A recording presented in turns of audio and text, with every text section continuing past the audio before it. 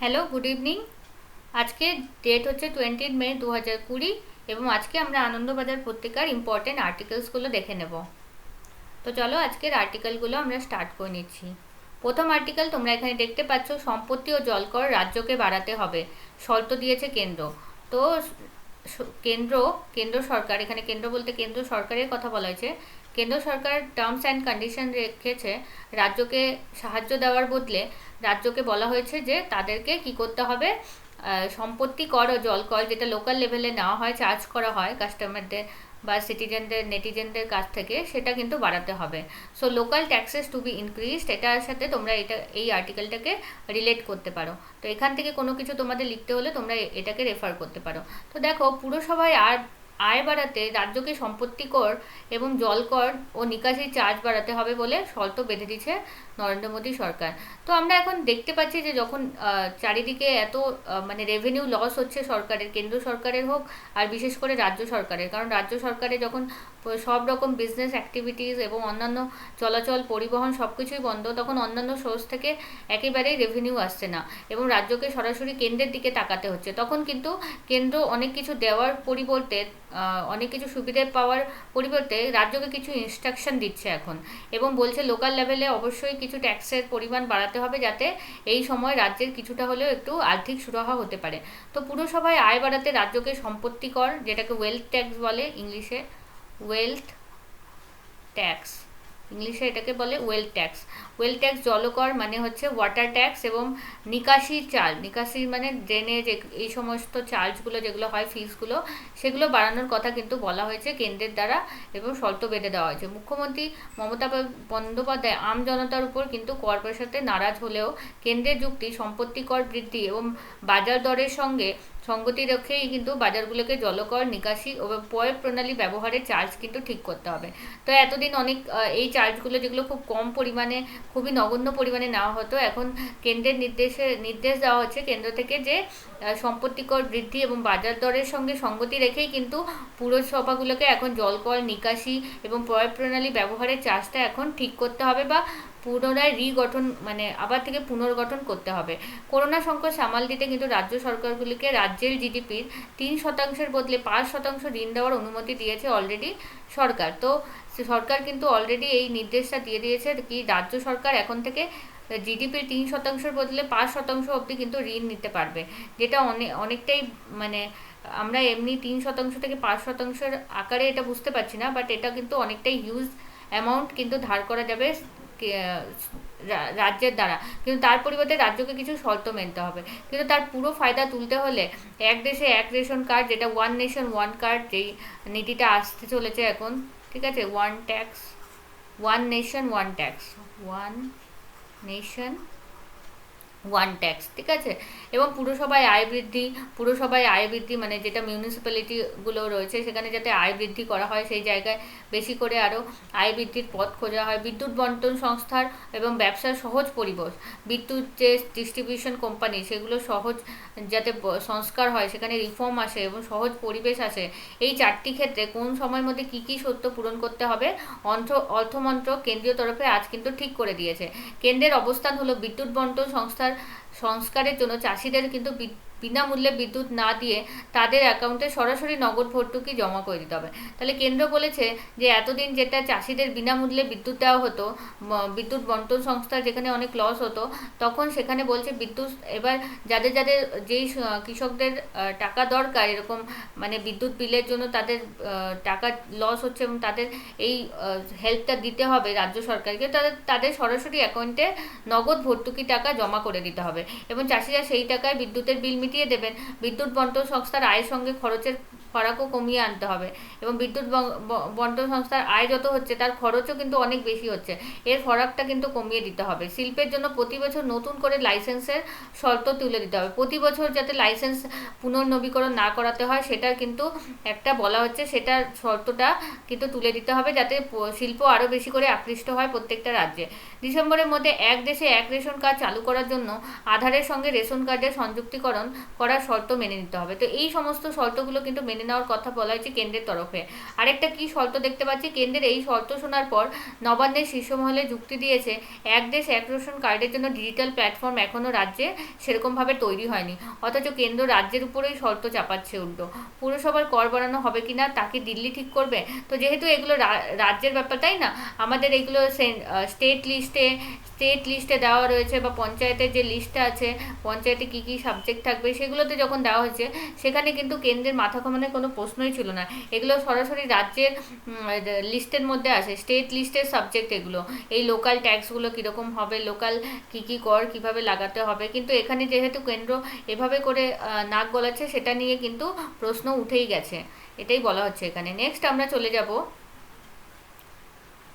আমাদের next article, কেন এই সংস্কার? অর্থমন্ত্রী নির্মলা সীতারামনের সংস্কারের দেশে সংকট সমাধানের কিন্তু কোনো চেষ্টা নেই, এটা এই আর্টিকেলে একটু বলা হয়েছে। এবং এটা অর্থনীতিবিদ, ইন্ডিয়ান স্ট্যাটিস্টিক্যাল ইনস্টিটিউট কলকাতা, যেটা তার একজন অর্থনীতিবিদ এই আর্টিকেলটা লিখেছেন, এবং তিনি বেশ কয়েকটা প্রশ্ন তুলেছেন যে ইকোনমিক যে প্যাকেজ ঘোষণা করা হয়েছে সেটা এখন কেন করা হয়েছে। অ্যাকচুয়ালি এটা ঠিক আছে, লং টার্মের জন্য এই যে সংস্কার করা হচ্ছে, এটা আমাদের একটা দীর্ঘমেয়াদী একটা পরিকল্পনা, যদি আমাদের অনেক দিন পরে 3-4 বছর 5 বছর 6 বছর পরে একটা লাভ দিলেও দিতে পারে, কিন্তু এখন এই সময় যখন ডাইরেক্ট একটা সুরাহা দরকার, একটা সরাসরি গরিব মানুষ হোক, সে পরিযায়ী শ্রমিক হোক, বা যাদের চাকরি খোয়াছে, বা যাদের ছোট ব্যবসাদার যাদের লস হয়েছে, তাদের যখন সরাসরি একটা দরকার ছিল, তাদের ঋণের মাধ্যমে কিভাবে সাহায্য দেওয়া হবে এবং কিভাবে করা হবে, সেটা কি এখনই এটা কেন করা হলো সেটা নিয়ে প্রশ্ন তোলা হয়েছে। তো দেখো আমরা এখানে দেখে নেব, কোভিড সংকট থেকে ভারতীয় অর্থনীতিকে বাঁচানোর জন্য অর্থমন্ত্রী শ্রীমতী নির্মলা সীতারমন 5 দিন ধরে যে পদক্ষেপগুলির কথাটা ঘোষণা করলেন, তার মধ্যে কিন্তু বেশ কিছু বাজারমুখী সংস্কার রয়েছে। বাজারমুখী মানে মার্কেট রিফর্ম, মানে এটা হচ্ছে টোটাল আমাদের ইকোনমিক রিফর্ম না, বরং এটা মার্কেট রিফর্ম বেশি, ঠিক আছে। মানে এখানে পুঁজিপতিদের বা যারা বিজনেস সম্প্রদায়, যারা মোটামুটি একটু ভালো লেভেলে আছে, তাদের কিন্তু সংস্কারের বেশি আশঙ্কা এখানে দেখা দিয়েছে, বরং যেখানে এখন গরিব মানুষদের সংস্কারের বেশি দরকার ছিল, এবং সংস্কারগুলো অবশ্যই বিতর্কিত। কাজে যেসব নিয়ে বিরোধীরা নানা রকম অর্থনৈতিক ও রাজনৈতিক প্রশ্ন তুলবেনই, এটা কিন্তু আশ্চর্য নয়। তো এটা তো আশ্চর্য নয় যে বিরোধীরা এইসব নিয়ে প্রশ্ন তুলবেন, কিন্তু যদি ধরেই নিই দেশের দীর্ঘমেয়াদী স্বার্থে সংস্কারগুলি প্রয়োজন আছে, তাহলে সংস্কারের সময় নির্বাচন নিয়ে কিন্তু একটা বড় জিজ্ঞাসা থেকে যায়। তো লেখক এটাই প্রশ্ন করেছেন, ঠিক আছে, স্বার্থে আমাদের দীর্ঘমেয়াদী একটা লং টার্ম ডেভেলপমেন্টের জন্য আমাদের দেশে এইসব সংস্কারের প্রয়োজন ছিল, কিন্তু এই সময়টাই কেন বেছে নেওয়া হলো যখন এই সময় অন্য রকম সংস্কারের দরকার ছিল? এবং প্রশ্ন উঠতেই পারে, এই পদক্ষেপগুলো কেন ঠিক এখনই এই সংকটের মুহূর্তে কেন ঘোষণা করা হলো, কেন এই ঘোষণা আগে করা হয়নি, কিংবা কেন তা ভবিষ্যতের জন্য তুলে রাখা হচ্ছে না। ঠিক আছে, নেক্সট আমরা চলে যাব। আচ্ছা, সংস্কারের সময় নির্বাচন আরও বিভ্রান্তিকর এই কারণে যে সংস্কারগুলো বাস্তবিত হলে বেশ কিছু মানুষের চাকরি ও রুজিরুটি অনিশ্চিত হয়ে কোভিড সংকটের কারণে যখন ইতিমধ্যে ব্যাপকভাবে চাকরির অনিশ্চয়তা চরম উঠে পড়ছে। তো বিশেষজ্ঞদের মত, এখন যখন এইগুলো সংস্কারগুলো যদি বাস্তবায়িত করা হয়, যেটা এই প্যাকেজের মাধ্যমে বলা হয়েছে, তাহলে কিন্তু অনেক মানুষের চাকরি ও রুজিরুটি অনিশ্চিত হয়ে পড়বে। যেখানে অলরেডি অনেক মানুষ চাকরি অলরেডি এই কোভিড-19-এর জেরে খুইয়ে পড়েছে, তখন এই অনিশ্চয়তাকে আরও বাড়ানোর কি কোনো প্রয়োজন ছিল? সংস্কারগুলি সবই বেসরকারিকরণের পদক্ষেপ, এটা লেখক বলতে চেয়েছেন। এটা প্রাইভেটাইজেশন করার দিকে কিন্তু সংস্কারগুলির উদ্দেশ্য কিন্তু প্রাইভেটাইজেশন করার দিকে লক্ষ্য করা যাচ্ছে। যে ক্ষেত্রগুলো রাষ্ট্রের নিয়ন্ত্রণে ছিল ঘোষণা করেছে, সেগুলো অচিরেই সেগুলোর নিয়ন্ত্রণ বেসরকারি বা প্রাইভেট পুঁজিপতি, যারা আছেন ক্যাপিটালিস্ট সোসাইটি, ক্যাপিটালিস্টদের হাতে কিন্তু তুলে দেওয়া হবে। বেসরকারিকরণের জন্য 3টি ক্ষেত্রের কথা এখানে বলা হয়েছে। কোন কোন ক্ষেত্র প্রাইভেটাইজেশন বা বেসরকারিকরণ করা হবে বলে বলা হয়েছে এখানে? কয়লা খনি, বিমানবন্দর, এভিয়েশন সেক্টর, এটা কোল সেক্টর, এবং একটা প্রতিরক্ষা বা ডিফেন্স সেক্টর। ঠিক আছে, তো 3টা সেক্টরে কিন্তু বেশি করে 3টা এভিয়েশন এবং আমাদের ডিফেন্স, ঠিক আছে, মানে প্রতিরক্ষা, এই 3টা সেক্টরকে কিন্তু বেশি করে কি করা হয়েছে, প্রাইভেটাইজেশন করার দিকে এখানে বলা হয়েছে এই পার্টিকুলার ডিক্লারেশনে। কিন্তু বেসরকারিকরণ এই 3টি ক্ষেত্রের মধ্যে সীমাবদ্ধ থাকবে, এটা কিন্তু মোটেই মানা যায় না। বস্তুত ঘোষণা করা হয়েছে সরকারের নিয়ন্ত্রণাধীন প্রায় সমস্ত সংস্থাগুলোতেই এখন বেসরকারিকরণ পুঁজি ঢুকবে, এতটাই ঢুকবে যে সংস্থার নিয়ন্ত্রণ বেসরকারি পুঁজিদের হাতেই চলে যাবে। তো যদি ম্যানেজমেন্ট বেসরকারি সংস্থার হাতে চলে যায়, বেশিরভাগ পাবলিক সেক্টর এন্টারপ্রাইজ বা সরকারি কোম্পানি, তাহলে কিন্তু কিন্তু পাবলিক সাধারণ মানুষের সে কতটা লাভ হবে তাতে সন্দেহ আছে। কারণ আমরা ভালো করেই জানি যারা প্রাইভেট কোম্পানি থাকে তাদের মেইন উদ্দেশ্য থাকে কিন্তু প্রফিট গেইন করা, লাভ অর্জন করা, ঠিক আছে। কিন্তু যারা যে সরকারি কোম্পানিগুলো তাদের যদি কোনো সময় লসও হয় তারা কিন্তু পাবলিক ইন্টারেস্টে সেটা সহ্য করে নেবে। এর মধ্যে বড় জোর 3-4টে ক্ষেত্রকে ব্যতিক্রমী ধরে নিয়ে আপাতত তাদের বেসরকারিকরণের বাইরে রাখাই যেতে পারে, ঠিক আছে। আচ্ছা, এর মানে হলো সরকারি সংস্থাগুলোতে সরকারের যে অংশ বা শেয়ার রয়েছে সেগুলি দেশি বিদেশি বেসরকারি পুঁজিপতিদের বিক্রি করে দেওয়া হবে, এটার মানে। কিন্তু জাতীয় সম্পদ বিক্রি করার মানে ন্যাশনাল যেটা আমাদের রিসোর্সেস আছে, ন্যাশনাল যেটা আমাদের অ্যাসেট রয়েছে সেগুলোকে বিক্রি করার কি এটাই শ্রেষ্ঠ সময়? সরকারি সংস্থায় সরকারের যে অংশ আছে সেগুলোর মালিক যৌথভাবে দেশের সমস্ত কিন্তু মানুষ। সেজন্য সরকার কিন্তু আরবিট্রারিভাবে একতরফাভাবে এগুলো বিক্রি করার কিন্তু ডিসিশন মোটেও নিতে পারে না। এই সম্পদ ভালো দামে যদি বিক্রি করা যেত সারা দেশ তাতে উপকৃত হতো। কম দামে যদি এখন বিক্রি করা হয় এই সময় মন্দার সময়, তাহলে কিন্তু পুরো দেশের আখেরে পুরো দেশের সাথে সমস্ত দেশের মানুষের ক্ষতি। আশঙ্কা করা হচ্ছে এই সংকটের সময় যখন পৃথিবী জুড়ে অর্থনৈতিক কর্মকাণ্ড থেমে গেছে, বিশ্বব্যাপী মন্দা চলছে, তখন দেশের সম্পদ বিক্রি করে সঠিক দাম পাওয়ার সম্ভাবনা কিন্তু নিতান্ত এটা ক্ষীণ একটা আশা। সরকারি সংস্থার যারা সম্ভাব্য ক্রেতা তারা নিজেরাই এখন মন্দাক্রান্ত, যারা কিনবে তারাই তো মন্দায় আক্রান্ত হয়ে গেছে, নিজেদের তারা ভবিষ্যৎ নিয়ে উৎকণ্ঠিত। তারা কতই বা ভালো ডিল করতে পারবে বা কতই বা লাভ দিতে পারবে সরকারকে। এই অবস্থায় সরকারি সংস্থাটি কিনে সেটিকে কত তাড়াতাড়ি তারা দাঁড় করাতে পারবে তা নিয়ে কিন্তু সন্দেহ থেকেই যাচ্ছে, ঠিক আছে। আমরা নেক্সট পেজে চলে যাব। আচ্ছা, এই অবস্থায় সরকারি সংস্থাটি কিনে সেটিকে কত যেটা আমরা বললাম কত তাড়াতাড়ি দাঁড় করানো যাবে, সেটিকে ঘুরিয়ে দাঁড় করানো, সেটাতে কত লাভ করানো যাবে সেটাতে কিন্তু সন্দেহ রয়েছে। মন্দার ছায়া যত ঘন হবে ততই কিন্তু এই সন্দেহটা বাড়তেই থাকবে এবং ততই কমবে সম্ভাব্য ক্রেতার সংখ্যাও।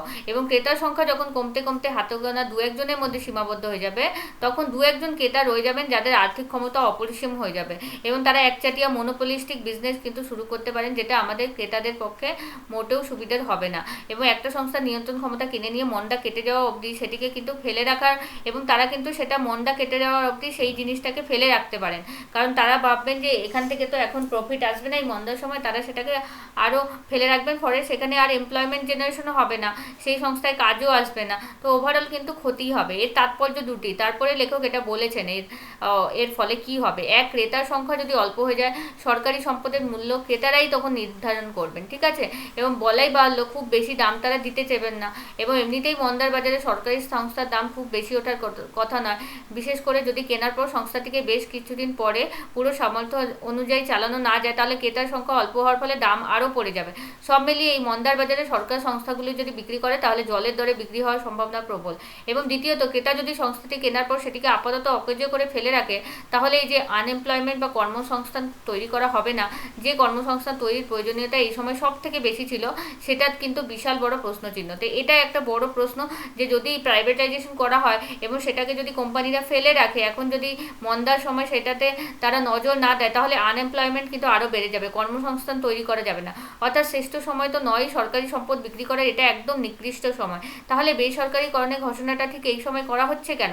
অর্থমন্ত্রী হয়ে কেউ বলতে পারেন এই সংকটের সময় সরকারের খরচ হঠাৎ অনেক গুণ বেড়ে গেছে, তাই সম্পদ বিক্রি করে সরকার হচ্ছে এখন টাকা আনতে চেয়েছে, আয় করতে চেয়েছে। সরকারের আয় এছাড়া সরকারের কোনো উপায় নেই। কিন্তু লেখক এরও সুরাহা দিয়েছেন কি সরকার কিভাবে আয় করতে পারবে, যেটা আমরা নিচে দেখব। তো দেখো, আবার অন্য কেউ বলতে পারেন তালাবন্দি পরবর্তী সময় অর্থনীতির একটা দ্রুত পুনরুদ্ধার দরকার, আর এই পুনরুদ্ধারের কাজটা বেসরকারি উদ্যোগপতিরা যতটা ভালো পারবেন সরকার ততটা পারবেন না, এগুলো বলতে পারেন অনেকে। তাই আগে থেকে বেসরকারি উদ্যোগপতির বিকাশের জন্য একটা পরিবেশ তৈরি করে রাখা হচ্ছে। একটু খতিয়ে দেখলে বোঝা যাবে দুই যুক্তিরই অসার।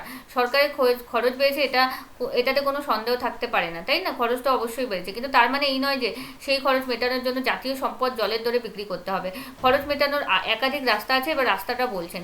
এই সংকটে যে কেন্দ্রীয় সরকার কৃষককে, ক্ষুদ্র শিল্পপতিদের, এমনকি রাজ্য সরকারগুলোকে বেশি করে ঋণ নিতে উৎসাহ দিচ্ছে, তারা নিজেরাই তো জাতীয় ঋণের পরিমাণ বাড়িয়ে বাড়তি আয় খানিকটা সামাল দিতে পারেন। তো কেন্দ্র যখন রাজ্য সরকারকে নির্দেশ দিচ্ছে যে তারা কৃষককে, ক্ষুদ্র শিল্পপতিদেরকে ঋণ নিতে উৎসাহ দিচ্ছে, এখন কেন্দ্র সরকারগুলো কৃষককে ঋণ নিতে উৎসাহ দিচ্ছে, ক্ষুদ্র শিল্পপতিদের ঋণ নিতে বলছে, এমনকি রাজ্যগুলোকেও বেশি করে ঋণ নিতে তারা উৎসাহ পরিষেবা দিচ্ছে, তো তারাও তো নিজে ঋণ নিতে পারে, এরকম বিক্রি না করে তারাও টাকা জোগাড় করার জন্য ঋণ নিতে পারে, এখানে কিন্তু বলা হয়েছে। তাহলে এই পয়েন্টটাও ইম্পর্টেন্ট, ঠিক আছে।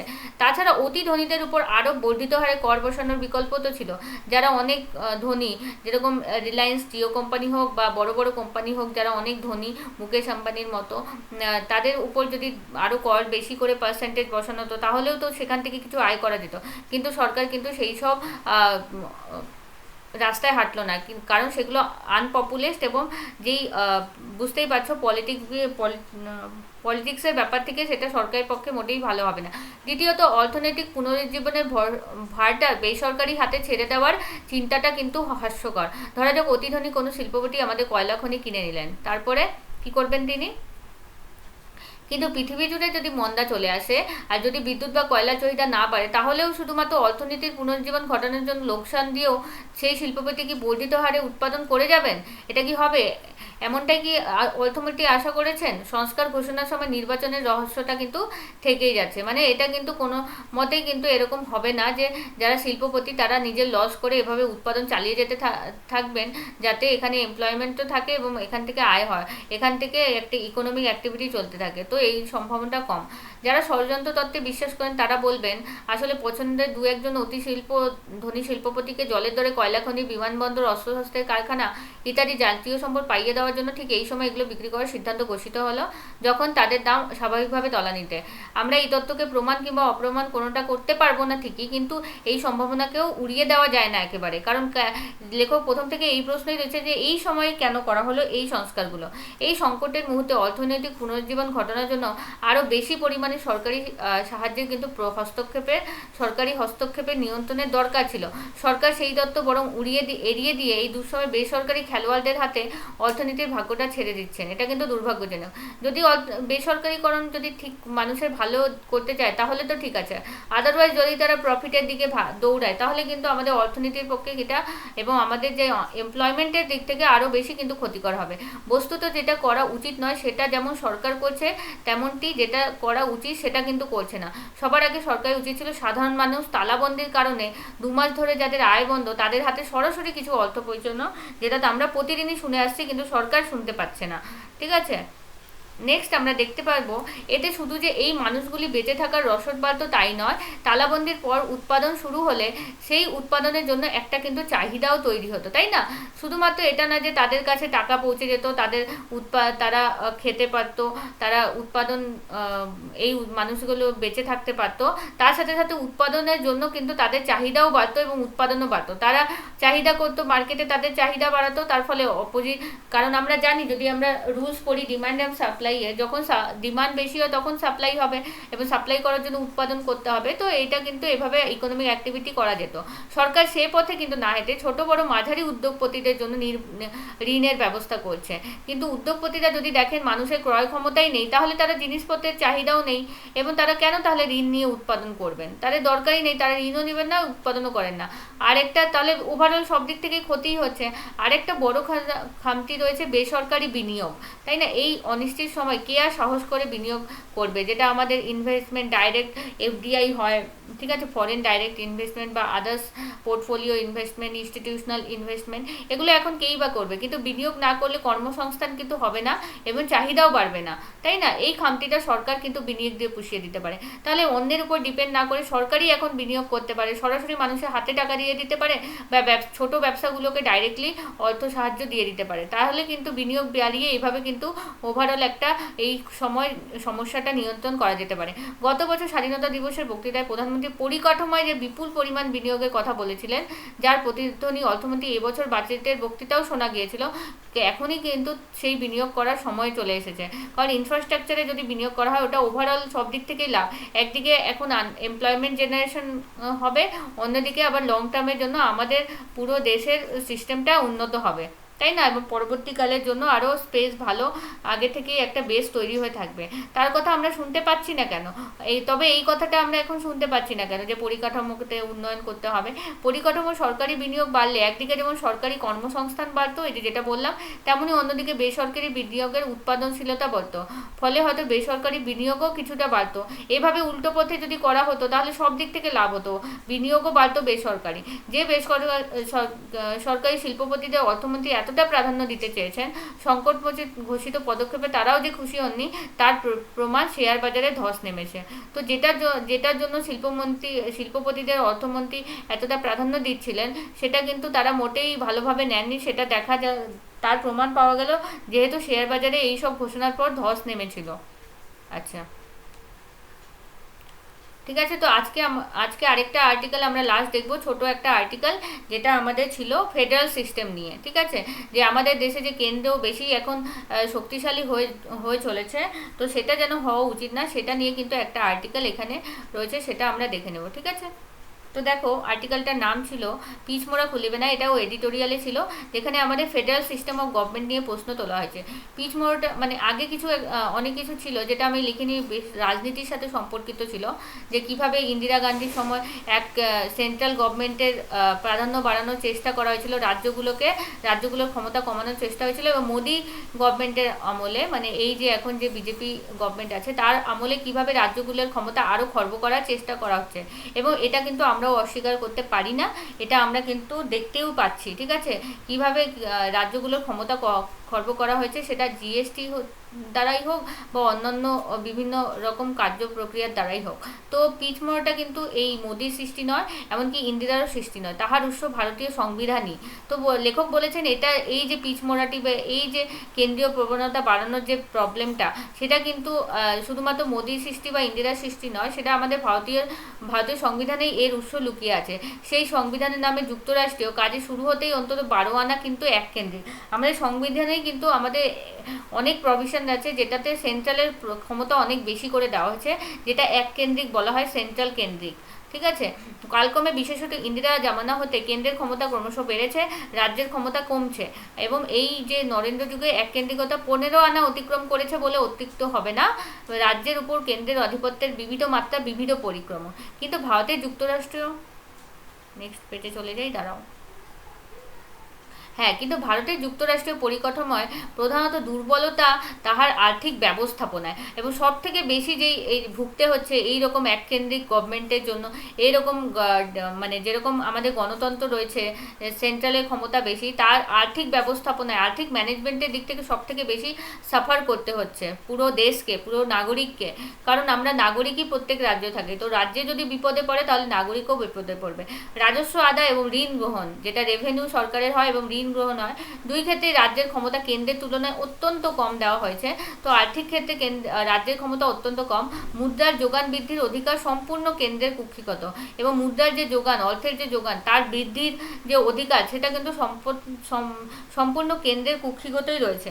কারণ দেখতে পাচ্ছ বিভিন্ন জায়গায় কিন্তু আমাদের পার্লামেন্টে, কেন্দ্রে কিন্তু আইন তৈরি করার ক্ষমতাটা রাজ্যের থেকে অনেক বেশি, বেশিরভাগ সাবজেক্টের ক্ষেত্রে, সেটা রাজ্যের সাবজেক্ট হোক, সেটা ওভারঅল ইন্ডিয়ার সাবজেক্ট হোক। ঠিক আছে, নতুন ট্যাক্স বসানো হোক, বিভিন্ন ক্ষেত্রে।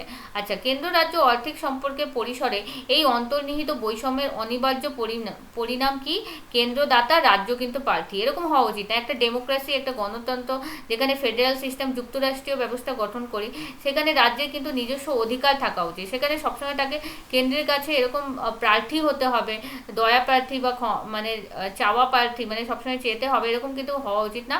নিজের যেটা মানে যেটা তার অধিকার, সেটা কিন্তু তার নিজের থেকেই প্রাপ্য হওয়া উচিত, তাই না? এরকম সিস্টেম থাকা উচিত যে রাজ্য তার যেরকম তার পারফরমেন্স বা তার যেরকম পপুলেশন, যেরকম চাহিদা, সেই ওরকম তারা যেন পায়। এবং কিন্তু এখানে কিন্তু সেটা আমাদের ফলো করা হয় না। আমাদের কনস্টিটিউশন বা আমাদের সংবিধানেই কিন্তু এটা একটা ভুল রয়েছে। কেন্দ্রদাতা, রাজ্যপ্রার্থী। পশ্চিমবঙ্গের মতো রাজ্যের ক্ষেত্রে সমস্যা কিন্তু দ্বিগুণ। শিল্পে অনগ্রসর, কারণ আমাদের রাজ্য সব থেকে বেশি শিল্পে পিছিয়ে আছে এখন। ঠিক আছে, শিল্পে অনগ্রসর। এই রাজ্যের নিজস্ব উপার্জন বিশেষভাবে সীমিত, অনেকটাই সীমিত। এখানে নিজের কোনো অনেক মানে আয় পশ্চিমবঙ্গের মতো রাজ্যের অনেক বেশি কম। দরিদ্র অনগ্রসর জনগোষ্ঠীর বোঝাও এখানে বেশি, খুব বিপুল। এমনি দেখতে পাবে তোমরা কিভাবে ত্রাণের জন্য তোমরা আশেপাশে মানুষদেরকে দেখবে লাইনের পর লাইন দাঁড়িয়ে আছে। সেখান থেকেই বোঝা যাবে আমাদের রাজ্যে বিশেষ করে এই দরিদ্র অনগ্রসর যারা আছে তাদের জনসংখ্যাটা কত বেশি, তাদের পরিমাণ বা তাদের সংখ্যাটা কত বেশি। যে কোনো বিপদের দিনে সংকট কিন্তু বাড়ে। কোভিড-19 এবং সেই বিপদকে কিন্তু অনেক বেশি চরমে উঠিয়েছে। কারণ এই সময় পুরো অ্যাক্টিভিটিসই বন্ধ হয়েছে। যে কোনো বিপদে কিন্তু এরকম হয় না যে সবাই বাড়িতে বসে সব কিছু কর্মকাণ্ড বন্ধ হয়ে গেছে, বাট এখানে কিন্তু একটা আলাদা সিচুয়েশন আমরা দেখতে পাচ্ছি। মোদী সরকার সেই সংকটের কিন্তু পূর্ণ সুযোগ নিচ্ছে। বিপর্যয় মোকাবিলায় বিভিন্ন রাজ্য ক্রমাগত বাড়তি সম্পদের জন্য কেন্দ্রের নিকট কিন্তু দাবি জানাচ্ছিল, বাজার হতে বাড়তি ঋণ করার অধিকার চাচ্ছিল। অবশেষে কেন্দ্রীয় অর্থমন্ত্রী কিছুটা ঋণ অধিকার মঞ্জুর করেছেন, যেটা আমরা প্রথম আর্টিকেলে পড়ছিলাম, কিন্তু এক হাতে যেটা দিয়েছেন অন্য হাতে তার অধিকাংশই কার্যত কেড়ে নিয়েছেন। রাজ্য সরকার বাড়তি ঋণ নিতে পারবে কিন্তু শর্ত সাপেক্ষ, যেটা আমরা প্রথম আর্টিকেলে পড়লাম সেটাই আবার থেকে আমরা এখানে কনস্টিটিউশন ফেডারেল সিস্টেমের মাধ্যমে পড়ছি। যেরকম পুরসভায় আয় বাড়তে হবে, বিদ্যুৎ সরবরাহ নীতি সংস্কার করতে হবে, এগুলো শর্ত সাপেক্ষ নীতি দেওয়া হচ্ছে, যেটা মোটেও আমাদের ফেডারেল সিস্টেমের পক্ষে, যুক্তরাষ্ট্রীয় ব্যবস্থার পক্ষে ভালো নয়। শর্তগুলি ভালো বা খারাপ সেটা কিন্তু অপ্রাসঙ্গিক, সেটা মূল কথা নয়। মূল কথাটা হলো রাজ্য সরকার কি আর্থিক নীতি নিবে তা কি সবসময় কেন্দ্র স্থির করে দেবে? কোন রাজ্যে কি দরকার রয়েছে, কি ধরনের সমস্যায় তারা ভোগে, সেটা কিন্তু কেন্দ্র সরকার সেখান থেকে কিন্তু ওপর থেকে দিল্লি থেকে কিন্তু তারা বুঝতে পারবে না। সেজন্য রাজ্য সরকারের হাতে কিন্তু ক্ষমতা দেওয়ার দরকার আছে। এবং কোভিড-19 নামক বিপদের সুযোগে এটা কেবল ঘোরতর অনৈতিক নহে, যুক্তরাষ্ট্রীয় গণতন্ত্রের মৌলিক শর্তের কিন্তু পরিপন্থী, যেটা আমরা বললাম। প্রসঙ্গত 80-র দশকে কেন্দ্রের এই নীতির পরিবাদে বিরোধী দলগুলি কনক্লেভ তৈরি করেছিল। পশ্চিমবঙ্গের সরকার তাহার অর্থমন্ত্রী সেই বিরোধী মঞ্চের নেতৃত্বের ভূমিকায় ছিলেন। তেহি না দিবসাগতা। তো এটাই ছিল আজকের মতো আমাদের যেই আর্টিকেলগুলো আমাদের ডিসকাস করার ছিল। তোমরা যদি রেগুলারলি আনন্দবাজার পত্রিকা অ্যানালিসিস চাও তাহলে কিন্তু চ্যানেলটিকে সাবস্ক্রাইব করে নাও, এবং বেল আইকন আছে এরকম ধরনের